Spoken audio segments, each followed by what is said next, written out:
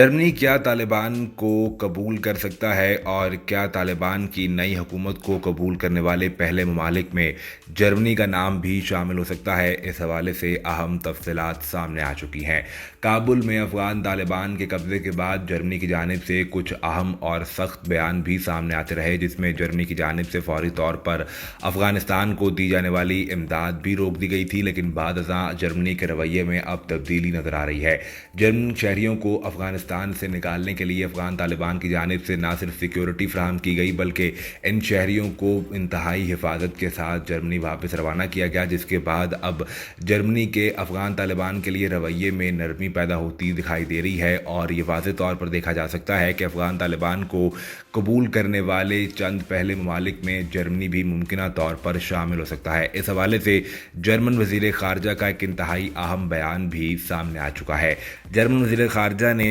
अफगानिस्तान में सिफारत खाना खोले जाने के हवाले से भी इंतहाई अहम तफसीलात जारी कर दी हैं और उनकी जानिब से वाज़ेह तौर पर यह कहा गया है कि जर्मनी काबुल में सिफारत खाना दोबारा खोलने पर गौर कर रहा है। अगर सियासी तौर पर यह मुमकिन हुआ और सिक्योरिटी की सूरत हाल ने इजाज़त दी तो सिफारत खाना खोल दिया जाएगा। जर्मन वज़ीर ख़ारजा हाइको मास ने एक अहम बयान देते हुए कहा कि जर्मनी की जानिब से न सिर्फ अपना सिफारत खाना बहाल किया जाएगा, बल्कि जर्मनी अफगानिस्तान को दी जाने वाली जो फंडिंग रोक दी गई थी वो इमदाद भी फौरी तौर पर जारी कर सकता है। इस हवाले से पहले चीन की जानिब से भी एक बयान सामने आ चुका है, जिसमें चीनी वज़ारत ख़ारजा की जानिब से कहा गया था कि चीन नई अफगान हुकूमत के तमाम ओहदेदारों के साथ राब्ते में है और फौरी तौर पर चीन अफगानिस्तान की नई हुकूमत के साथ मिलकर अफगान अवाम की तरक्की के लिए काम करना चाहता है। चीन इस हवाले से अफगानिस्तान में बड़ी सरमाकारी करने का इरादा भी रखता है और अफगान तालिबान की जानिब से भी इसका खैर मकदम किया गया था, लेकिन चीन की जानिब से एक शर्त रखी गई थी कि पहले अफगानिस्तान में